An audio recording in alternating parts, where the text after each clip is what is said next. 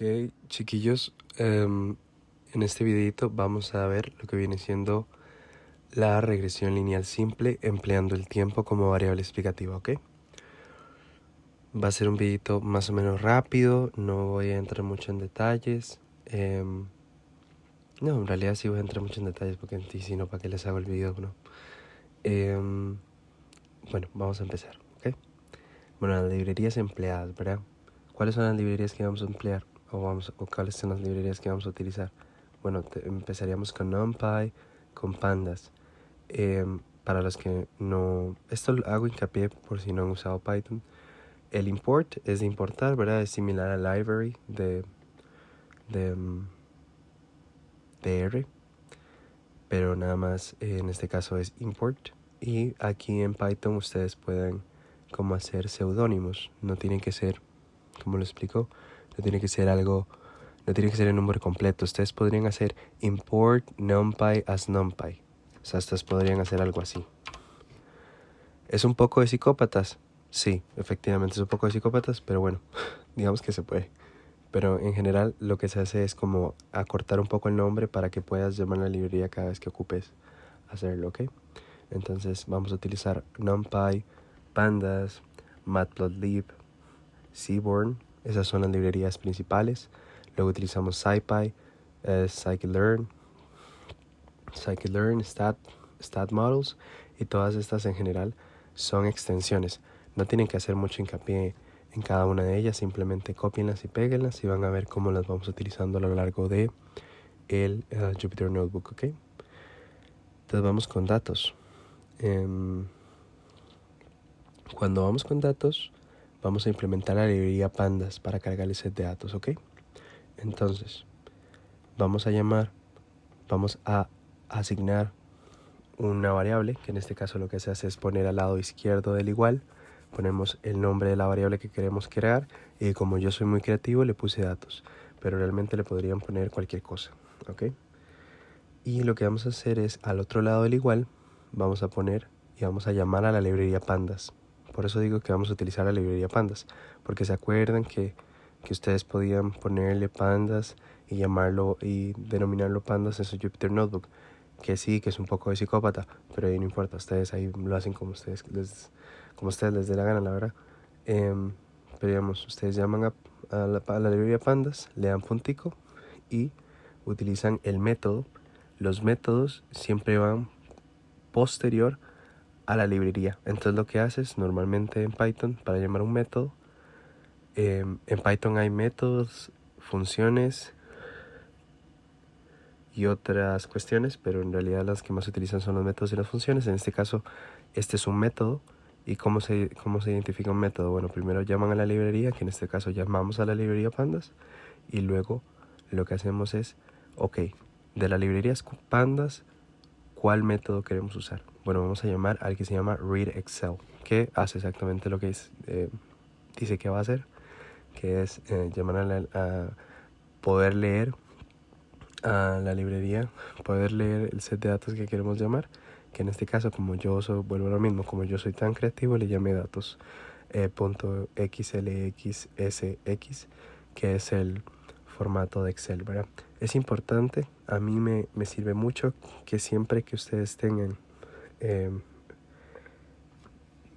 lo que viene siendo el Jupyter Notebook, en esa misma carpeta siempre tengan el set de datos. Entonces ven, aquí dice regresión lineal simple, ok. En la regresión lineal simple ustedes tienen un set de datos llamado datos, que está en la misma carpeta donde está su Jupyter Notebook. Eso facilita mucho pues yo no tenerles que compartir exactamente en qué parte de mi computadora están guardados los datos, básicamente. Pero ya es una cuestión como más personal. Digamos, ahí cada uno puede hacerlo como guste. Se implementa, en esta parte se implementa la librería Pandas para visualizar el set de datos y ver cuáles variables estaremos utilizando. Ok, entonces aquí vemos otro método. En este caso, primero no llamamos a la librería, sino que llamamos a la variable. ¿Se acuerdan que habíamos creado una variable aquí arribita? Bueno, creamos una variable que se llama datos, y esa variable ahora podemos utilizar métodos encima de esa variable. Entonces, vamos a llamar a la variable, que en este caso se llama datos, y vamos a utilizar el método head. El método head lo que nos permite es visualizar las 5 primeras observaciones del set de datos que llamamos. Entonces podemos ver así muy por encimita que empieza desde 1991 y que incluye variables como el PIB per cápita anual, la variación del PIB y el PIB como tal, ¿ok? Bueno, y también en la variable tiempo. Con respecto a la variable tiempo, yo considero personalmente que hacerlo en Python no agrega nada. Realmente lo que puede hacer es hacer más engorroso el proceso. Entonces yo recomiendo mucho que si en algún momento ustedes desean utilizar el tiempo como variable explicativa, háganlo en Excel. No les suma ni les resta nada hacerlo en Python, y realmente puede ser un poquito engorroso para las personas que apenas están iniciando en lo que viene siendo el mundo de Python, ¿ok? Entonces háganlo en Excel. Entonces vamos a utilizar otra vez, en este caso vamos a utilizar una excepción que se llama datos.shape. Este es un método, pero que como pueden ver no ocupa de los paréntesis. Este es un caso puntual, muy útil, porque lo que nos permite es ver las dimensiones de la matriz con la cual estamos utilizando. Básicamente una matriz, estoy diciendo que es una matriz para ya en este momento creo que han llevado álgebra lineal, entonces no necesariamente tienen que saber álgebra lineal para hacer esto. Al final son 32 filas y 5 columnas, ¿ok? Entonces como pueden ver, son 32 para aquí abajito, aunque no se ve, ahora lo vamos a ver. Y 5 columnas sí se puede observar porque es año, el PIB este es otro, aquí son 3, aquí son 4 y aquí son 5, ¿ok? Aquí es donde podemos ver a través del método tail que la última fila son 31. Es importante aclarar que Python empieza desde cero porque es un lenguaje computacional, a diferencia de R. R es un lenguaje más matemático, más estadístico, por ende empieza desde 1. Pero como Python es un lenguaje multifuncional, o sea que no solamente sirve para ciencia de datos, sino que funciona para crear páginas web o softwares o lo que sea, pues en realidad empieza desde cero, ¿ok? Entonces un datazo ahí, para que sepan. ¿Por qué les digo eso si no es tan relevante? Bueno, porque a pesar de que aquí dice 32, como empieza desde cero, el último es 31, pero no es porque hayan 31 observaciones, sino porque hay 31 más la observación que empieza desde cero. Entonces, como digamos, para que no se enreden mucho ahí, hay 32 observaciones. Lo que pasa es que la cuenta empieza desde cero, ¿ok? Eso para los que no han utilizado Python. Como les digo, y yo no sé si suena como disco rayado, pero en algún momento de mi existencia voy a hacer un cursito introductorio a Python para que lo puedan tener en la página web.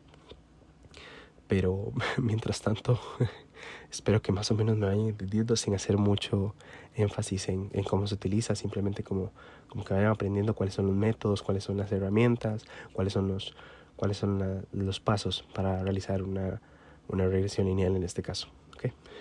Y cualquier cosita, si tienen alguna pregunta, pues con mucho gusto me indican. ¿Ok? Ok, vamos a continuar. Estoy un poco enfermo, así que disculpen ahí si se me escucha el gallillo. Ok, ahora a través del código corregiremos el índice del data frame con la intención de facilitar el proceso de visualización de datos. Ok, entonces lo que vamos a hacer es, vamos a llamar a una variable index y vamos a denominar una variable index, como habíamos dicho, siempre a la izquierda del igual va a estar la variable que vamos a crear. Vamos a llamar a la librería pandas, vamos a usar el método index y vamos a copiar y pegar exactamente esta extensión. Es una extensión de StatModels que lo que nos permite básicamente es decir, ok, haceme una fecha que empiece desde 1991 hasta el 2022. ¿Esto por qué? Porque podemos ver que siempre termina el 12 del 31. Entonces, muy engorrosa realmente esa fecha. Hagamos lo que sea anual, más sencillo, ¿no? Entonces eso es lo que vamos a hacer a través del índice como tal. Ya una vez creado, lo que vamos a hacer es llamamos al objeto o a la variable. La variable que vamos a cambiar es nuestro set de datos. Entonces llamamos a nuestro set de datos, que en este caso se llama datos. Usamos el método setIndex y adentro de los paréntesis vamos a poner index y seguidamente vamos a poner inPlace equal true, ¿ok? Y entonces lo que estamos haciendo es, ok, reseteame el índice de la variable datos con el nuevo index que yo acabo de crear, que es una variable que yo acabo de establecer, que va desde 1991 hasta 2022, ¿ok? Eso es lo que le estoy diciendo para que me entiendan. Ahora, ¿para qué sirve esta hora? Esta cuestión lo que nos facilita es que el cambio sea permanente. Si yo no le pongo esto, si yo no le pongo el inPlace equal true, lo que va a pasar es que solamente esa línea de código va a cambiar. Si yo le coloco el inPlace equal true, eso me garantiza que de ese punto en adelante en el Jupyter Notebook el cambio es permanente. Entonces esto es, el inPlace equal true es necesario. Si no me entienden mucho, me preguntan. Pero básicamente es como necesario para que el cambio sea permanente. Si eso no se coloca, el cambio no es permanente, básicamente. Ok, entonces le damos run y vemos cómo ahora sí, antes era, ven que iba desde 0 hasta 31, ahora ya no va desde 0 hasta 31, ahora va desde 0, va desde el 2000, desde 1991 hasta el 2022, como pueden ver. No sé si lo ven ahí. ¿Ven? A cachete. Entonces, continuamos.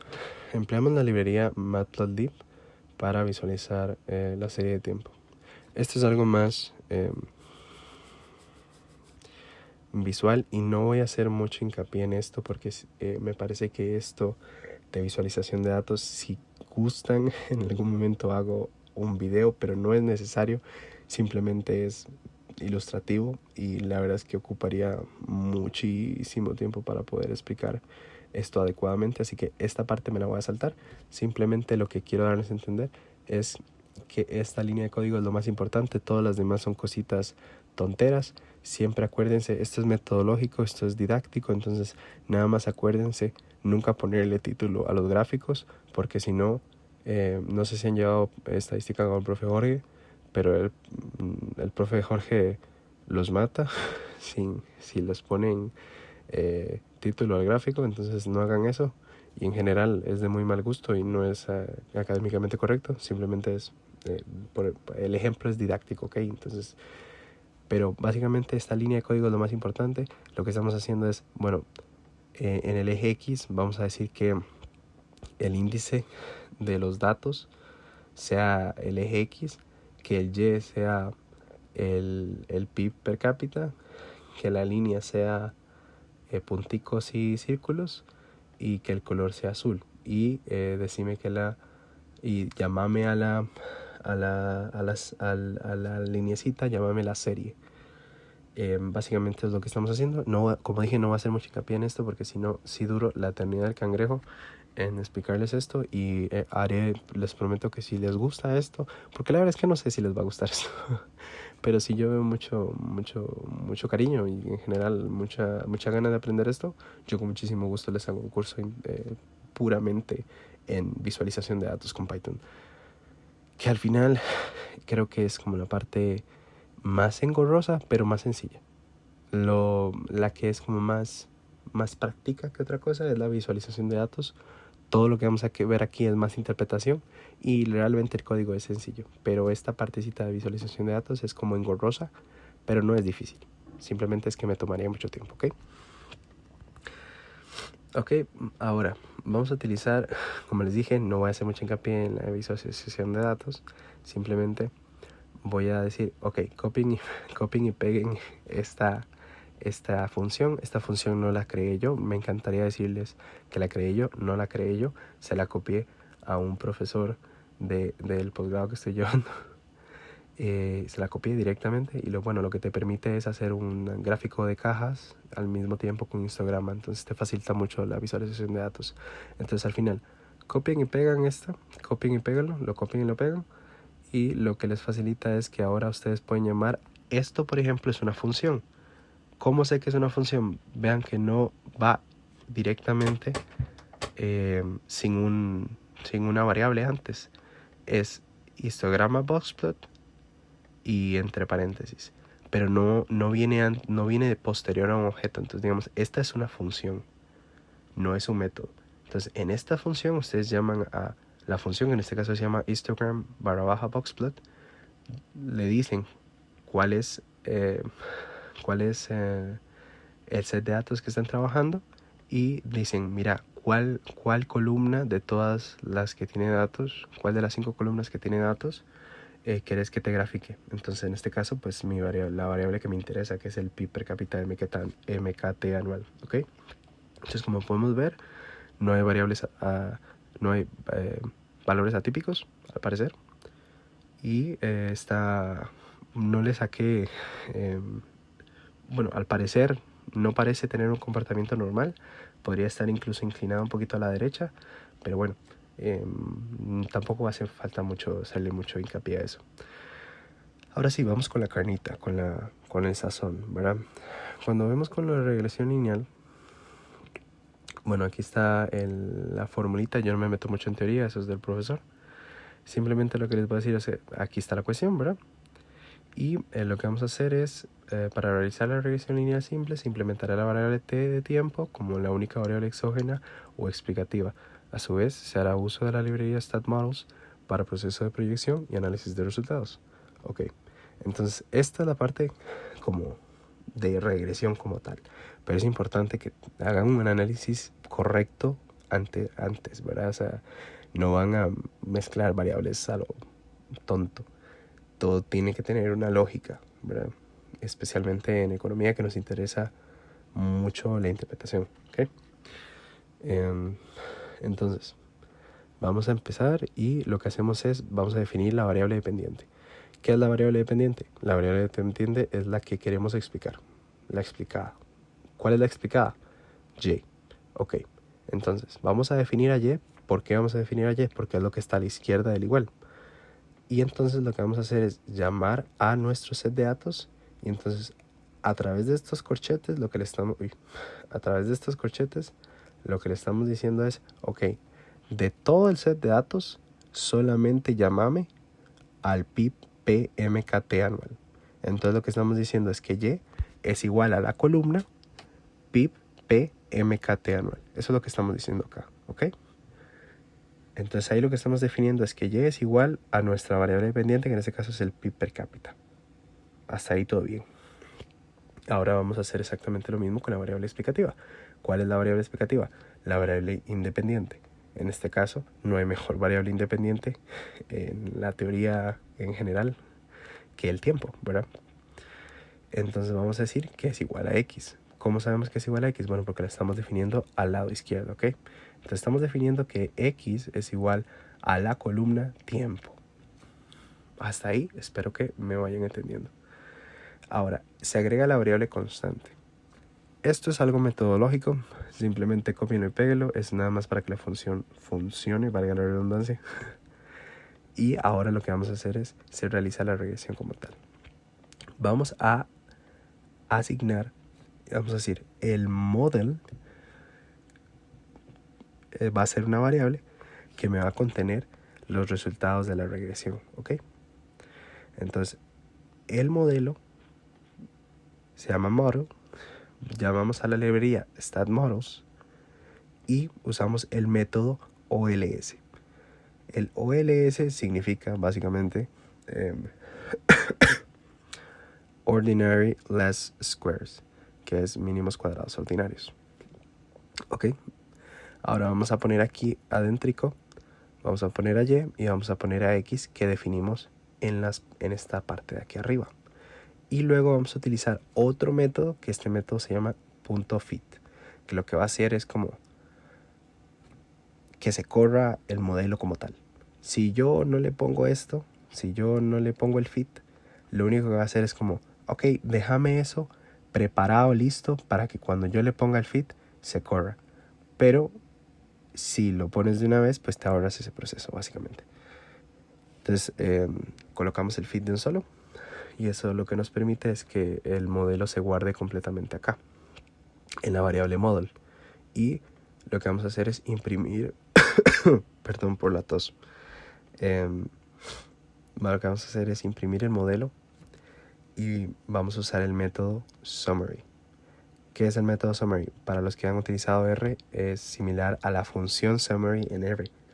lo que nos va a permitir es, bueno, como pueden ver, nos va a dar este resultado que es muy similar a lo que nos da R, pero ocupa un poquito más de interpretación porque no tiene los asterisquitos, ¿verdad?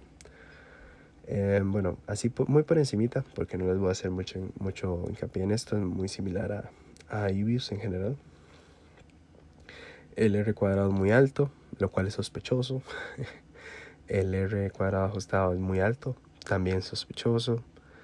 ¿Qué más puedo decirles? Bueno, los valores, la variable tiempo es altamente significativa, por ende, si aporta.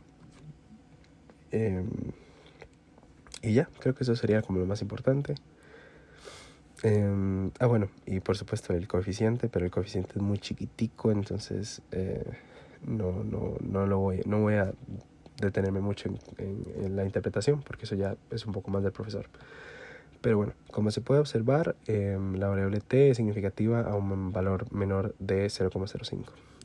Es muy complicado pues que cumpla todos los supuestos siendo solamente una regresión lineal simple, ¿verdad? Por eso se utiliza la regresión lineal múltiple para abarcar lo que una sola variable no es capaz de hacerlo, siempre con el concepto de parsimonia, que el concepto de parsimonia es, el concepto parsimonioso es algo, lo óptimo, lo que cumpla, pero que sea lo más sencillo posible para poder explicarlo. Okay, no sé si eso lo hayan visto, espero que sí, porque si no les metí un enredo de la grandísima, ¿verdad? Pero bueno, cualquier cosita ya saben, hay pregunta. O lo googlean, por Dios, lo googlean. Entonces, vamos con las pruebas, ¿ok? Vamos a probar normalidad. ¿Qué es lo que vamos a hacer? Bueno, lo que vamos a hacer es, vamos a decir, ok, créame una variable y que esa variable sea un Excel sin datos. Eso es lo que estamos haciendo. ¿Por qué tenemos que hacer esto antes? Porque Python es tonto, básicamente. O sea, no hay mucho más. O sea, simplemente el compa no sabe crear un Excel automáticamente, entonces ocupa necesariamente que usted le diga, ok, este objeto es un Excel vacío y luego rellénemelo.